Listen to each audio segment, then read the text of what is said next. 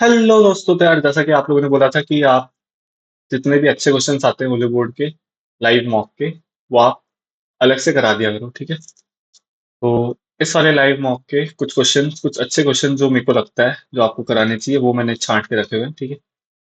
Start करते हैं सीधा सीधा। पहला क्वेश्चन है, क्वेश्चन नंबर 2 आया था, ठीक है। इसमें क्या बोला है कि पेंट है हमारे पास 50 लीटर। सीधा स्टार्ट करें, ठीक है। अब इसमें बोला कि 20% ऑफ दिस पेंट, 20% इसमें निकाल दिया, कोई दिक्कत नहीं है। 20% अगर निकाला तो कितना निकाला, 1/5 हमने निकाल दिया, यानी कि 10 लीटर माइनस कर दिया यहाँ से। तो पेंट कितना बचा, 40 लीटर। और same amount of oil is added.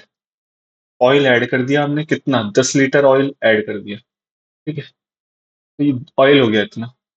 अब हमें बोला कि 20% of the mixture so form is taken out from the vessel and same amount of, तो वही सेम प्रोसेस रिपीट किया। अभी इसमें रेशो देखो क्या है, 4 से 1 का रेशो, ठीक है, 4 से 1 का रेशो। 20 लीटर इसमें से निकाल दिया, 50 में से 20 से 10 लीटर फिर निकाला है। 10 लीटर निकाला है। ये 10 लीटर कैसे निकलेगा, सोच के देखना। ये 10 लीटर कैसे निकलेगा, इन्हीं के रेशो में निकलेगा, 4 से 1 के रेशो में, ठीक है। 10 लीटर अगर हम किसी मिक्सचर का निकालेंगे तो उसमें से कुछ पेंट निकलेगा, कुछ ऑयल निकलेगा। ये तो आपको बात समझ में आ रही है, ऐसा तो है नहीं कि सिर्फ पेंट निकल जाएगा। कुछ पेंट निकलेगा, कुछ ऑयल निकलेगा। अब कैसे निकालेंगे सर कि पेंट कौन सा है, पेंट कितना है और ऑयल कितना है। तो वो इस रेशो से हमें पता चलेगा। तो 5 की वैल्यू अगर 10 है तो 1 की वैल्यू कितनी होगी, 2। तो 4 की वैल्यू कितनी होगी, 8। तो 7 इसमें से तो माइनस का 8 लीटर निकलेगा। जो ज्यादा है उसमें से ऑब्वियसली ज्यादा निकलेगा, ठीक है।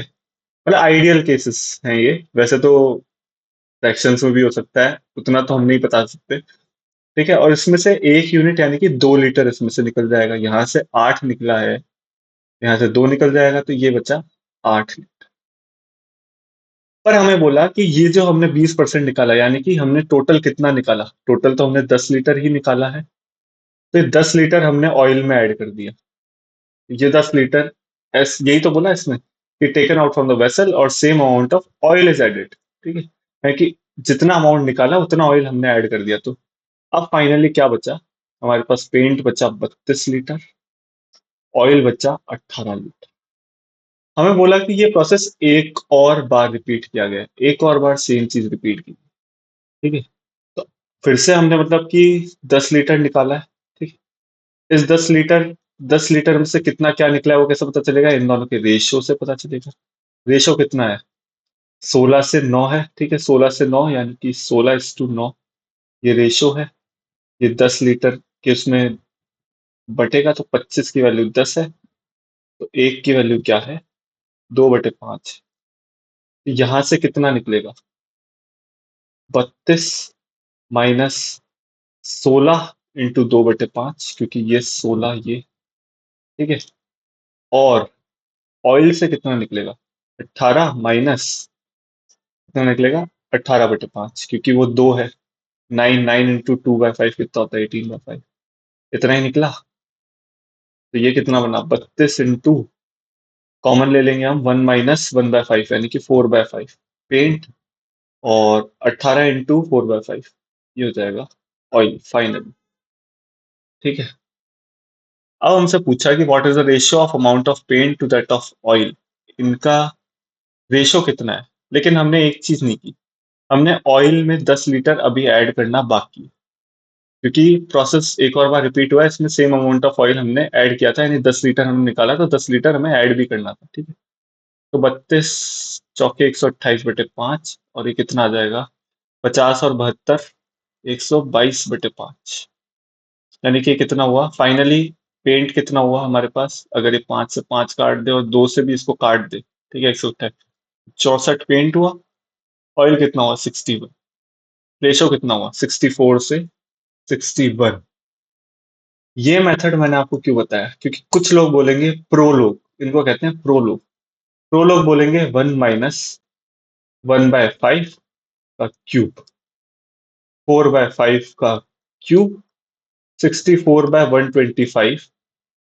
ये मिक्सचर का पूरा है, ये 64 जो है मिल्क है, वो मिल क्या पेंट है, और 61 जो बचा, 125 मैंने 64, 61 बचा ना, तो 61 जो है वो ऑयल है। डायरेक्टली 64:61 कर देते।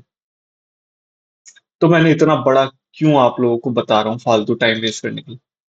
एग्जाम में ना, एग्जाम में लोग आते हैं सिली करके, सिली करेंगे लोग, है ना। आएंगे बाहर बोलेंगे यार सिली मिस्टेक हो गई। मॉक में भी काफी लोग सिली मिस्टेक करते हैं। ये जो सिली मिस्टेक होती है ना, ये प्रो लोगों के मेथड में होती है, ये इन मेथड्स में नहीं होती जो मैंने आपको बताया। आपने कभी देखा है, आप जो लोग मेरे को कोरा पे फॉलो कर रहे होंगे, मैं अपने मॉक के स्कोर डालता था, मैंने कभी भी लिखा हो कि यार सिली मिस्टेक हो गई हो। बहुत रेयर केस में ऐसा होता था मेरे साथ जब सिली मिस्टेक हुई हो, मेरा अगर कोई गलत हुआ है तो ये मुझे उसका कंसेप्ट नहीं आता बस। सिली नहीं होती, क्यों? क्योंकि मैं प्रॉपर मेथड से सॉल्व करता हूँ। जब आप प्रॉपर मेथड से सॉल्व करते हो तो सिली के चांसेस बहुत बहुत कम होते हैं, बहुत कम। लेकिन आप ये प्रो लोगों के मेथड से सॉल्व करोगे तो आपको खुद समझ में आएगा कि आप कैसे कैसे सिली करोगे, और जब आप करोगे तो आपको समझ में आ जाएगा कि भाई ये सिली हो गई, ये सिली। इसलिए मैंने आपको एक प्रॉपर मेथड बताया, बाकी आपकी इच्छा है। प्रो लोगों के मेथड से कर लो, और वो समझ में भी नहीं आया होगा कई लोगों को तो, कि प्रो लोगों का मेथड था क्या। खैर कोई बात नहीं। अब जैसे ये एक क्वेश्चन है, क्वेश्चन नंबर 6, ये भी एक बहुत बेहतरीन क्वेश्चन है अगर इसको करा जाए प्रॉपर मेथड से। लेकिन कुछ क्वेश्चन होते हैं जो दिमाग से करने होते हैं, ठीक है। ये पी है इनलेट, क्यू है आउटलेट। इसमें बोला rate of flow of pipe Q 10 metre cube per minute higher than that of P. P का अगर एक्स है तो इसका x+10 होगा। क्यू टेक्स 8 मिनट्स में। अब इसमें आदमी फज अटक जाएगा कि भाई यार क्या है इसमें, क्या कैलकुलेशन होगी, क्या हो। एक चीज नोट करना, कैपेसिटी गिवन है हमें 2400, 2400 हमें कैपेसिटी गिवन है। समझ रहे हो इस बात को? एक बार मैं देख लेता हूँ कि रिकॉर्ड तो हो रहा है ना। हाँ ठीक है। कैपेसिटी गिवन है, काम करते हैं ना। Rate of flow of pipe भी पूछा है, ऑप्शन से कर देते हैं। अगर rate of flow of pipe भी 50 मीटर क्यूब होती तो इसको कितना टाइम लगता? कितना टाइम लगता? 5, 4, 48 मिनट। ये पी को टाइम लगता है 48 मिनट भरने में। Rate of flow of pipe Q 10 metre cube per minute higher है पी से, ठीक है। पी का क्या था? 50 मीटर क्यूब, ये हमने ऑप्शन से माना। तो क्यू का क्या होगा? 10 मीटर हायर यानी 60 होगा। तो क्यू को 2400 खाली करने में कितना टाइम लगेगा, क्योंकि वो आउटलेट पाइप है। कितना लगेगा? 40 मिनट। अब आप देखो कि क्या ये डेटा सेटिस्फाई हो रहा है। Pipe Q takes 8 minute less, 48 से ये 8 मिनट कम ले रहा है। बिल्कुल ले रहा है सर, बिल्कुल सही, बिल्कुल सही बोल रहे हो। तो ऑप्शन ए खत्म हो गया। अब आप ऐसे क्वेश्चन को प्रॉपर जानबूझ के इस टाइप के क्वेश्चन मैंने लिए। वैसे इस क्वेश्चन में अगर ऑप्शन से किया जाता है ऐसा कुछ भी नहीं है। अगर आप इसे प्रॉपर मेथड से करने जाओ जिसमें आप इसकी एफिशिएंसी को x मानो, इसको x+10 मानो, फिर 2400, फिर कुछ आप करोगे 2400/x, इसमें करोगे आप कुछ जो भी एलसीएम एलसीएम होता है 2400/x+10, फिर इन दोनों को आप माइनस करोगे, उसको 8 के इक्वल लिखोगे, ठीक है। इन दोनों को माइनस कर करा के जो भी आएगा, जो भी फर्जीवाड़ा होगा, ठीक है। तो 10 इंटू शायद 2400 upon x into x+10 equal to 8 आएगा। फिर 8 का 300 आएगा, ये 3000 हो जाएगा। 50, 50, 3000 हो गया, ठीक है। 3000 equal to x into x+10। तो x की वैल्यू अगर फिर ऑप्शन से ही आपको सेटिस्फाई कराना पड़ेगा, क्योंकि क्वाड्रेटिक बनाओगे तो और टाइम लगेगा, तो ऑप्शन से आप सेटिस्फाई कराओगे तो 50 सेटिस्फाई हो जाएगा। इस मेथड में काफी लंबा है, ठीक है। ये तो मैं तो बहुत जल्दी जल्दी सोच के कर दूंगा, ठीक है। लेकिन कई लोग सोच ही नहीं पाएंगे कि करें कैसे इसको। कई लोग बेसिक मेथड अच्छे से जानते ही नहीं है, तो वो यहाँ एक्स वैक्स मान ही नहीं पाएंगे, उन्हें समझ ही नहीं आएगा, उनका दिमाग ही नहीं चलेगा कि भाई इसमें हो क्या रहा है। इससे मैंने आपको एक बार बेसिक मेथड भी बताया, और ऑप्शन से कैसे इस टाइप के क्वेश्चन को सॉल्व किया जाता है वो भी आपको जल्दी बता दिया, ठीक है। सोचना, थोड़ा सा थिंकिंग को इवॉल्व करो। जुगाड़ से कैसे किया जा सकता है क्वेश्चन, बेसिक से कैसे किया जा सकता है वो तो मैंने आपको बता दिया, लेकिन बेसिक मेथड, उनको ये बेसिक मेथड कभी समझ नहीं आएंगे। ये बात तो आप देख लो, ठीक है। अब चलते हैं नेक्स्ट, क्वेश्चन नंबर 8। अब ये वाला क्वेश्चन यार मैं जानबूझ के ले रहा हूँ। ये वाला क्वेश्चन एक बहुत ही शानदार क्वेश्चन आप कह सकते हो, ठीक है। 12 into Z plus 1 by Z, क्या गिवन है हमारे पास, रूट का 432, यानी कितना हुआ, रूट का 432, 2 इंटू 216, 2 इंटू 108, 2 इंटू 54, 2 इंटू 27 और 3 का क्यूब, यानी कि 4 3 12 रूट 3 हुआ, ठीक है। Z+1 बाय जेड की वैल्यू रूट 3 है। अब ध्यान से सुनना, अब अगर किसी को पता हो रिलेशन कि Z+1 by Z equal to root 3 होता है तो Z⁻6 - 1 होता है, ये अगर पता हो तब तो वेल एंड गुड, नहीं पता हो तो आधे लोग इसको छोड़ के भाग जाएंगे। इसलिए मैंने क्वेश्चन दिया है, भागना नहीं है। कैसे जाओगे इस पे वो सीखो, ठीक है। इसको स्क्वायर करो, Z² + 1 बाय Z² प्लस, ठीक है, ये हो जाएगा, ठीक है। Z² + 1 बाय Z² कितना हो जाएगा, 1। Z² + 1 बाय Z² को अब मल्टीप्लाई करो Z+1 बाय Z से, यानी कि 1 इंटू रूट 3। ये कितना बना, Z³ + Z+1 bye Z+1 bye Z³ कितना हुआ, रूट 3। Z+1 बाय Z की वैल्यू हमें पता है रूट 3 होती है, तो रूट 3 से रूट 3 कट गया, Z⁻6 + 1 = 0 आ गया। तो मैंने आपको ये बताया कि हमें भागना नहीं है। मान लो हमें रिलेशन नहीं भी पता, कई लोग रटते हैं और अगर उन्हें नहीं याद आ रहा तो ये क्वेश्चन छोड़ देंगे वो। पर मैंने आपको डिराइव करके बता दिया कि कैसे Z⁻6 = -1 कैसे आता है, ताकि आपको ये ध्यान रहे कि हमें क्वेश्चन को मतलब देखते ही नहीं छोड़ देना है।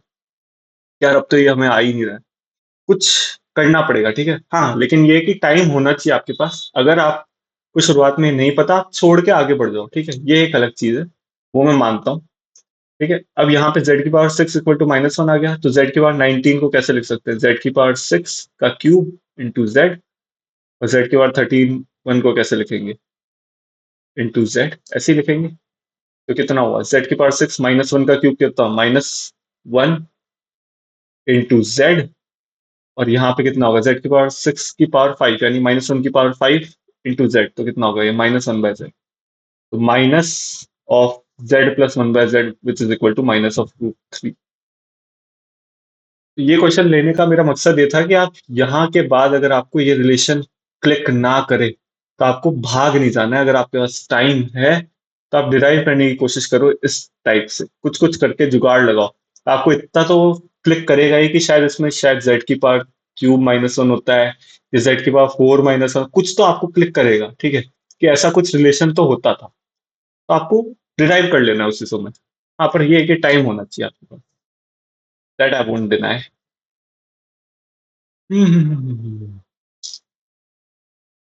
भाई अटक गया क्या।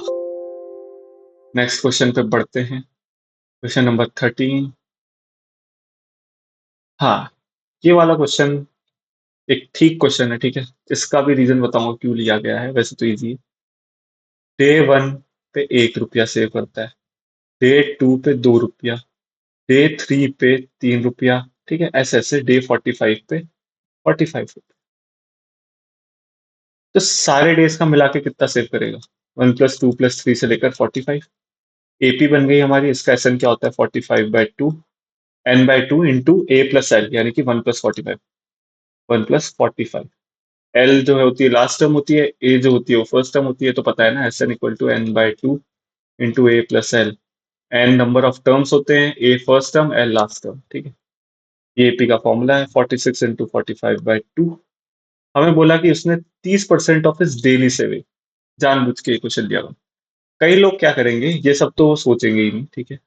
यहीं पे वो है ना, यहाँ पे 30% इसका कैलकुलेट करने बैठेंगे, इसका 30% कैलकुलेट करने बैठेंगे, इसका 30% करेंगे, फिर सोचेंगे यार 45 दिन तक सबका 30% हम कैलकुलेट करें फिर उसको ऐड करें, इतना कौन करेगा। क्वेश्चन छोड़ो, हटाओ क्वेश्चन, बहुत लंबा क्वेश्चन है, कोई नहीं कर पाएगा। भैया मुद्दा ये है कि अगर मान लो हर चीज में 30%, हर दिन 30% सेव कर रहा है, तो 30% कॉमन तो आएगा। 30% अगर कॉमन भी आया तो आखिरी में तो यही बचेगा, बचेगा नहीं बचेगा। थोड़ा सा दिमाग का इस्तेमाल करो, मतलब सबके लिए नहीं कह रहा, जो लोग हैं वो थोड़ा सोचो कि भाई 30% सब में से जा रहा है तो कॉमन तो आएगा ही, तो बनेगा तो यही। ठीक है, तो अब इसमें कुछ नहीं करना, आप 23 into 45 into 30/100। ठीक है, यही इतना ही अमाउंट है, बस इसको कैलकुलेट कर देना है। कैसे करोगे कैलकुलेट? 5/9, 5/2, 69 into 9 कितना होता है? 189 6 621/2, 310 बात खत्म। मैंने क्वेश्चन बस ऐसे लिया था कि आप कहीं ऐसे सोच के इसको छोड़ मत देना, है ना।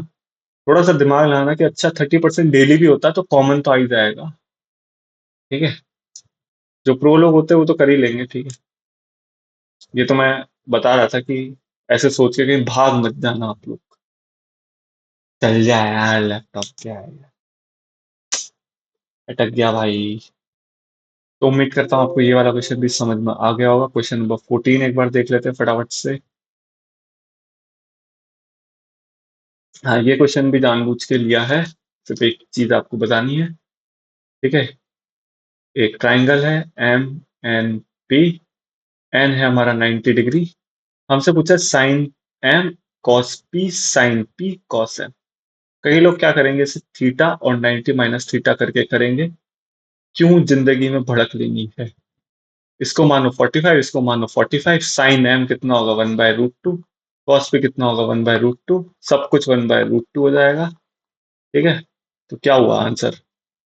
1/2 + 1/2 which is equal to 1। Question खत्म। बस इतना सा बताना था कि इसको थीटा और 90 - थीटा मान के मत करो। कॉम्प्लेक्सिटी बढ़ रही है, जल्दी क्वेश्चन हो सकता है। ठीक है, तो ये ट्रिग्नोमेट्री में हमें वैल्यू पुटिंग का जो मैं आपको बता रहा हूं कि वैल्यू पुटिंग जब ऑप्शन सारे डिफरेंट हो। अभी एक वीडियो आएगी भी जिसमें आपको थोड़ा और क्लियर करूंगा, तब आप ध्यान से देख लेना। ठीक है, अभी मैं आपको बस इतना बता रहा था कि जहां भी ट्रिग्नोमेट्री में वैल्यू पुटिंग लग सकती हो वहां आप लगाओ। थीटा 90 - थीटा मान के इस क्वेश्चन को मत करो, वरना जीवन थोड़ा खत्म हो सकता है। बस इतनी सी बात। नेक्स्ट क्वेश्चन क्या है? ये क्वेश्चन अच्छा है, मैं आपको एकदम बेसिक से बताऊंगा और वही बेस्ट मेथड है। ठीक है, ₹2, ₹5, ₹10। जब भी इस टाइप के क्वेश्चन आए ना, हमेशा लिख लिया करो ऊपर। कई लोग क्या है, एकदम माइंड में कैलकुलेट करते हैं फिर बोलते हैं सिली हो गई। ठीक है, छोड़ो यार क्या बोलो। रेशो ऑफ 2:5 कॉइन्स है, तो हमें ये 5x है, ये 2x है। ठीक है, टोटल कॉइन कितने हैं? 100। तो ₹10 के कॉइन्स कितने बचे? 100 - 7x। बड़ा सिंपल सी बात है, अगर इसको 5x माना, इसको 2x माना, तो ये 100 - 7x होगा। वैल्यू हमें इन सबकी दे रखी 300। आप ये देखो, ₹2 के कॉइन अगर 5x है तो उसकी वैल्यू कितनी? 10x। ₹5 के कॉइन 2x है, इसकी वैल्यू भी कितनी हुई? 10x। ₹10 के कॉइन 100 - 7x है, तो इसकी वैल्यू कितनी हुई? 10 into 100 - 7x। इसमें तो कोई दिक्कत नहीं है ना। अरे एक्स को 1 मान लो अगर नहीं समझ में आ रहा। एक्स को एक काम करो, 1 मारो। ये क्या किया है यहाँ पे? ये मल्टीप्लाई क्यों कर दिया? एक्स को 1 मानो। ₹2, आपके पास ₹2 के कॉइन है, 5 कॉइन है, तो उसकी वैल्यू कितनी? ₹10 हुई। कैसे आई? 2 + 2 + 2 मतलब एक तरह से 2 into 5 करके आई ना। अगर किसी को नहीं समझ में आ रहा तो बता रहा था, वैसे बहुत बेसिक है। ठीक है, तो ये वही चीज लिखी है, इक्वल टू 300। पूरी वैल्यू को इक्वेट कर दिया, 10x और यहाँ से 70x, तो 20 - 70 माइनस का 50x plus 1000 equal to 300। 50x की वैल्यू कितनी हुई? 700। एक्स की वैल्यू कितनी हुई? 14 हो गई। एक्स की वैल्यू आ गई 14। हमसे पूछा क्या है? How many coins of ₹10 are use, यानी कि 100 माइनस 7 into 14 की वैल्यू पूछिए, which is equal to 2। Answer खत्म। खत्म हो गया। नेक्स्ट क्वेश्चन पे चलते हैं। मतलब उम्मीद करता हूँ आपको ये समझ में आ गया होगा, एकदम बेसिक से हमने किया है। ठीक है, तो भी इतना जल्दी हो रहा है क्वेश्चन। एकदम बेसिक से कर रहे हैं, बिल्कुल दिमाग नहीं लगा रहे, जैसा जैसा बोल रहे हैं वैसा वैसा करते जा रहे हैं, क्वेश्चन निपट रहे हैं। ठीक है, एकदम फटाफट फटाफट निपट रहे हैं।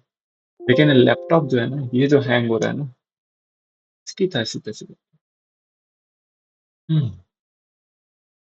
नेक्स्ट क्वेश्चन एवरेज का क्वेश्चन है। Group A contains 20 students of average 15 years, यानी ग्रुप ए का सम कितना है? 20 into 15, 300। ग्रुप बी का सम कितना है? एन स्टूडेंट्स है और एवरेज एज है 20 ईयर्स, तो 20 है सबकी एज का सम बी में। सी में कितना होगा, 12 × n-10। हमें बोला है कि average age of the class is this. Average age of the class यानी कि 16.25 एवरेज एज है। नंबर ऑफ स्टूडेंट्स कितने, 20 plus N minus ten, n-10 और ये n सबको प्लस कर देते हैं। कितना आएगा, 2n+20 - 10 यानी कि 2n+10। ठीक है, ये पूरी क्लास सबका मिला के सम है। ठीक है, मतलब कि 300+20n+12n-120 बराबर 16.25 इंटू 2 कितना होता है, 31.5 आएगा या 33.5 आएगा। 33.5 नहीं, यहाँ 32.5 ही आएगा। 32.5 प्लस 162.5 तो 300 यानी 180 हो गया। 180 में से 162.5 हम घटाएंगे और ये 0.5n आ जाएगा। ये यहाँ पे n तो मैं भूल गया, 0.5n है। ठीक है, ये कितना होगा, 17.5 यानी इंटू दो। साढ़े सत्रह बटे हाफ कितना होता है, इंटू दो हो गया ना, तो n की वैल्यू क्या होगी, 35। लेकिन हमसे पूछा क्या है, हमसे पूछा है टोटल नंबर ऑफ स्टूडेंट्स, यानी कि ग्रुप ए में 20 है, ग्रुप बी में n यानी कि 35 है, ग्रुप सी में 35 - 10 यानी कि 25। कितना हुआ ये, 60 80। क्वेश्चन खत्म। ठीक है, तो एकदम हमने बेसिक से किया इस क्वेश्चन को, कुछ भी अलग नहीं किया, ना तो मैंने कोई डेविएशन लगाया, ना मैंने कोई एलिगेशन, कुछ भी नहीं लगाया। ठीक है, एकदम बेसिक से किया और बहुत आसानी से क्वेश्चन हो गया। कई लोग एलिगेशन डेविएशन इसमें फंसे रहेंगे और फंसी जाएंगे, पूरी जिंदगी फंस जाओ, कोई दिक्कत नहीं। लेकिन ये लैपटॉप जो फंस रहा है ना, अबे चल जा यार, दिमाग खराब। क्वेश्चन 19, चलो क्वेश्चन 19। हाँ, ये क्वेश्चन क्यों लिया है, कई लोगों को तो डायरेक्ट पता होगा कि इसका आंसर 10101 होता है, लेकिन कई लोगों को नहीं पता होगा ना, वो इस क्वेश्चन को छोड़ के बढ़ जाएंगे आगे कि यार हमें अब आता ही नहीं। थोड़ा सा दिमाग लगाओ। इसमें क्या बोला, A B A B A B, A को 1 मान लो, बी को 2 मान लो। क्या हुआ, 1 2 1 2 1 2, ये एक नंबर है। अब चालू करो इसको, ऊपर से डिवाइड करना, 1001 से डिवाइड करो इसको। 1001 × 1, 1 1 2 इंटू दो, 2002, 11 2 9, कुछ कुछ आएगा है ना। 1092 क्या डिविजिबल है, नहीं है, कोई दिक्कत नहीं है। वापस से लिखो, 1 2 1 2 1 2। अब की बार मैं डायरेक्ट 10101 से डिवाइड कर देता हूँ। 10101, 0202, 21 इंटू 2 करेंगे तो यही आ जाएगा। ठीक है, रिमाइंडर 0, यानी कि ये इससे डिविजिबल है। तो अगर आपको नहीं भी पता है तो थोड़ा सा दिमाग लगा के ए और बी को कुछ भी मान के और डिवाइड करके देख लो। छोड़ने से अच्छा है कि कुछ कुछ जुगाड़ बिठा के हम कर ले। ठीक है, नहीं भी मालूम है तो ये जुगाड़ याद रखो, जुगाड़, क्या लिख दिया ये, जुगाड़, जुगाड़ याद रखो। ठीक है, तो इंडिया में तो वैसे भी जुगाड़ चलता ही है, तो आपको अगर नहीं भी आता है तो कई क्वेश्चन मैं ऐसे सॉल्व करता था, जुगाड़ बिठा के। ठीक है, नहीं आता कोई बात नहीं, जुगाड़ बिठा देंगे, कोई दिक्कत नहीं। ये क्वेश्चन सिर्फ कैलकुलेटिव है, लेकिन एक बार आपको बता देते हैं कि इस क्वेश्चन को कैसे सोचना होता है। हमेशा ऐसे लिख लो, पी क्यू। ठीक है, यहाँ लिखो 84K, पी का 84K इन्वेस्टमेंट है। अब कुछ मत देखो, after N months Q joined him, Q की ऐसी तैसी करा है। After next 14 months P left, P की इंफॉर्मेशन पे ध्यान दो। एम मंथ्स बाद क्यू आया, उसके नेक्स्ट 14 मंथ बाद पी ने लेफ्ट किया, यानी कि पी का इन्वेस्टमेंट कितना रहा, पहले एम महीने और फिर उससे 14 महीने और। ठीक है, काम खत्म। अब क्यू पे दिमाग लगाओ, क्यू एम महीने बाद आया, 90,000 लेके आया, कोई दिक्कत। बोला गया है कि at the end of 3 years partnership, यानी कि 36 महीने बाद। एम मंथ्स बाद आया था क्यू, यानी कि 36 माइनस एम महीने इसने इन्वेस्ट किया। इसका रेशो हमें गिवन है 2:5। कैलकुलेशन कर लो, 84, के से के तो कट ही जाएगा, के क्या है, 1000। ठीक है, 90 इंटू 36 माइनस एम बराबर 2/5। 6 का 14, 6 का 15, 5 का 3, 2 का 7, 7m प्लस 14 × 7 98 बराबर 108 माइनस 3। 10m की वैल्यू 10m की वैल्यू। क्वेश्चन कितना टाइम लग रहा है यार इसको? कितना टाइम लग रहा है आप खुद बताओ। ठीक है, जैसा जैसा क्वेश्चन बोले वैसा वैसा करते जाओ, दिमाग लगाना ही नहीं, ठीक है, करते जाओ बस। धड़ धड़ धड़ धड़ धड़ धड़ धड़। अबे चल जा, लैपटॉप नहीं चल रहा है तो धड़ धड़। अरे भाई चल जा यार, क्यों परेशान कर, अटक गया भाई। चल, क्वेश्चन नंबर 26। हाँ, 26 भी हम एकदम बेसिक से करेंगे, ठीक है, कोई दिक्कत नहीं। जब भी टाइम स्पीड का क्वेश्चन आए, हमेशा दिमाग में बिठा लेना ऐसे करना। Mahi travels from P to Q, P से क्यू डेस्टिनेशन बनाओ, ऐसे लिखो माही, ठीक है। Same speed, R to S भी उसने सेम स्पीड रखी, बिटवीन क्यू टू आर उसने 20 किलोमीटर पर आवर से ट्रेवल किया। हमेशा फिगर बनाने की आदत डाल लो, ठीक है। यहाँ पे एस से ट्रेवल किया, यहाँ पे एस स्पीड से ट्रेवल किया, ये डाल लो दिमाग में कि हमेशा हमें जब भी टाइम स्पीड और डिस्टेंस का क्वेश्चन करना है, हमें इस तरीके से फिगर बनाने हैं, ठीक है। एवरेज स्पीड हमें इतनी बोली, रेशो ऑफ डिस्टेंस बोला है हमने मान लिया, रेशो बोला है हमने इसे 24 किलोमीटर ही मान लिया, फाड़ दो। इसको 16 मान लेते हैं, क्यू आर को इसको मान लेते हैं 30। एवरेज स्पीड क्या होता है? Total distance upon total time. Total total distance कितनी है? 24 + 16 40, 70। टोटल टाइम कितना है? तो पहले में 24/s, दूसरे में हमें लग रहा है 16/20, तीसरे में हमें लग रहा है 39/। और एवरेज स्पीड गिवन कितनी है? 158/10 बराबर 79 इंटू ये कितना है? 39 + 24 कितना होता है? 63/s plus 4/5। ये हो गया 2, ये हो गया 5। 63/s प्लस 4/5 कितना होगा? 5। 63/s कितना होगा? 5 माइनस 4/5 यानी 21/5। तो एस की वैल्यू क्या आई? हमसे पूछा क्या है? Speed from P to Q, P to यानी एस की वैल्यू ही पूछी। क्वेश्चन हो गया खत्म। समझ में आया? एकदम बेसिक से किया, ऐसा तो है नहीं कि कुछ रेशो लगाया हो, कुछ भी किया हो, बिल्कुल बेसिक से किया। फिगर बनाया, फिगर में सब दिख गया कि क्या करना है।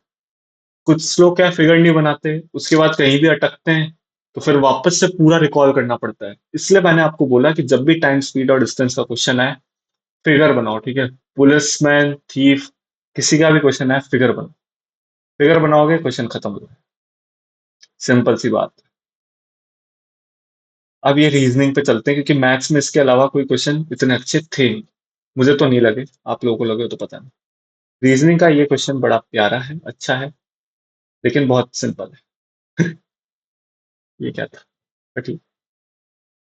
क्या बोला है हमें? 2% set between I and L, 3% set between E L F and L, 4%। हमेशा जब भी ज्यादा पर्सन जहां भी दिखे उसको पहले स्टार्ट करो। आई और के बीच में 1 2 3 4। हमें क्या इनकी डायरेक्शन बोलिए? 7 people, all are facing in the same direction. हमें बताया ही नहीं है कि डायरेक्शन ये है या ये। मैं मान लेता हूँ इनवर्ट से, मुझे कोई मतलब नहीं, इनवर्ट मत, ठीक है। अब बोला कि 2% sit between I and L, I और एल के बीच में 2%, 1 2 अगर यहाँ बिठाएंगे, यहाँ एल को बिठाया तो ये वाली कंडीशन फॉलो नहीं होगी, क्योंकि के जो है वो एल का नेबर नहीं है, तो एल की पोजीशन फिक्स हो गई यहाँ। कोई दिक्कत इसमें नहीं है। 3% set between F and L, 1 2 3, यहाँ तो बैठ नहीं सकता, 1 2 3, एफ तो यहीं आएगा question. G and L are not neighbours, यानी कि जी यहाँ नहीं आ सकता, क्योंकि एल का नेबर हो जाएगा, जी यहाँ भी नहीं आ सकता, जी की पोजीशन भी फिक्स हो। कोई दिक्कत इसमें। And who is the neighbour of both H and J? अब एच या तो यहाँ आएगा या यहाँ आएगा। अगर एच यहाँ आया तो जे यहाँ आएगा, क्योंकि बाकी सबकी पोजीशन फिक्स हो गई। अगर एच यहाँ आया तो जे यहाँ आएगा, तो हमें कोई मतलब नहीं है। आंसर इसका सीधा सीधा एल। क्वेश्चन खत्म। अब कई लोग बोलेंगे कि यार, अगर आउटवर्ड डायरेक्शन में आंसर डिफरेंट आता है। अरे मैं कह रहा हूँ आउटवर्ड डायरेक्शन में करना ही क्यों है? अगर आउटवर्ड डायरेक्शन में आंसर डिफरेंट आ रहा है तो ये क्वेश्चन बोनस है। तो कई लोग जो है बोल रहे हैं कि इनवर्ड का करके दिखाया, अब आउटवर्ड का भी करके दिखाओ। आउटवर्ड का क्यों करना है? अगर आंसर उसमें डिफरेंट आ रहा है तो क्वेश्चन बोनस जाएगा, बात ही खत्म। हमें करना ही नहीं है। हमारा तो इनवर्ट से आंसर आ गया, आगे बढ़ो। अगर आउटवर्ड से डिफरेंट आ रहा होगा, चैलेंज होगा, क्वेश्चन क्वेश्चन बोनस चला जाएगा, बात ही खत्म। हम क्यों अपना टाइम खराब करें, हमारा तो आंसर आ गया। ऐसे तैसे कराए बाकी, इनवर्ड आउटवर्ड ऐसे तैसे कराए, हमारा आंसर आ चुका, बात खत्म। सिंपल सी बात। अबे चल जाएगा।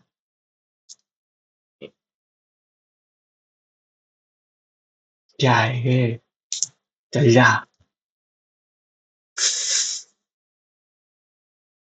मैं मार दूंगा, चल जा।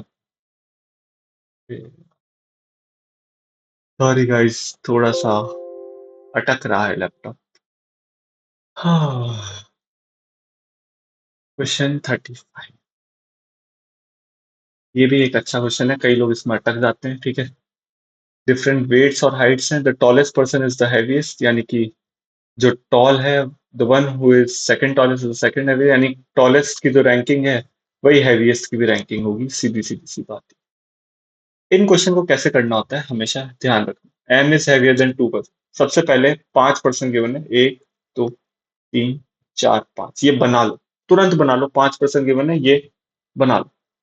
M is heavier than 2%, M 2% से हैवी, P is heavier than M and O.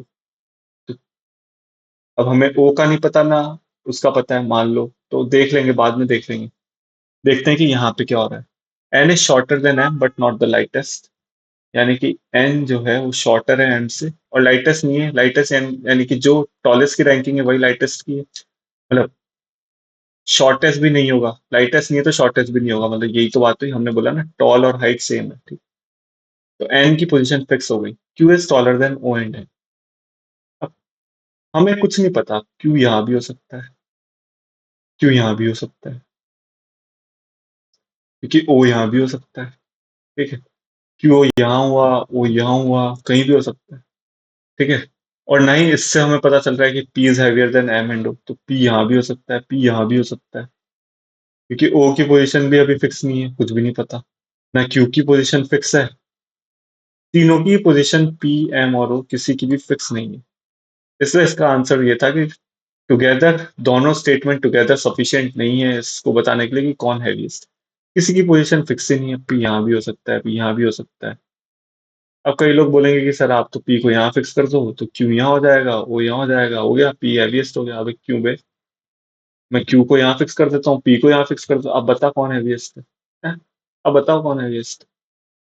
तो एक से क्यू आ रहा है, कहीं से पी आ रहा है, तो कुछ कह नहीं सकते ना कि भाई कौन हैवीएस्ट, ठीक है। तो इसमें नाइदर वन नॉर टू होगा। डेटा सफिशिएंसी के क्वेश्चन जब भी होते हैं, सबसे पहले आपको एक चीज मैंने बताई कि हमेशा जितने भी लोग हैं उसको ऐसे मार्क करना, बस।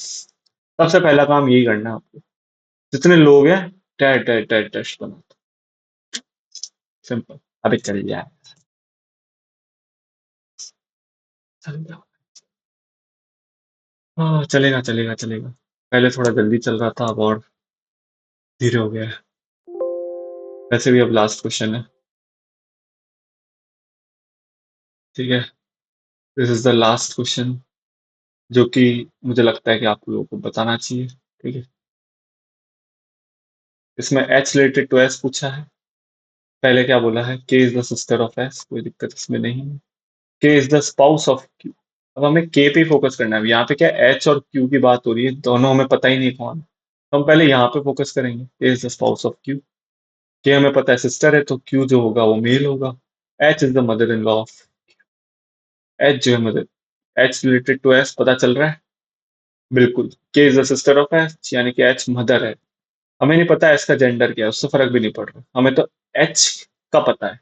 एच रिलेटेड टू एस, एच जो भी है एस की मदर है, बस इतना पता है।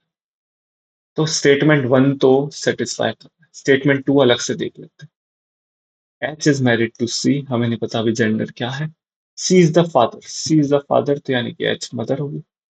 अभी यहाँ पे वो वाली चीजों की बात मत करना, धारा 300 जो भी है, आर्टिकल जो भी हटाएं, ठीक है।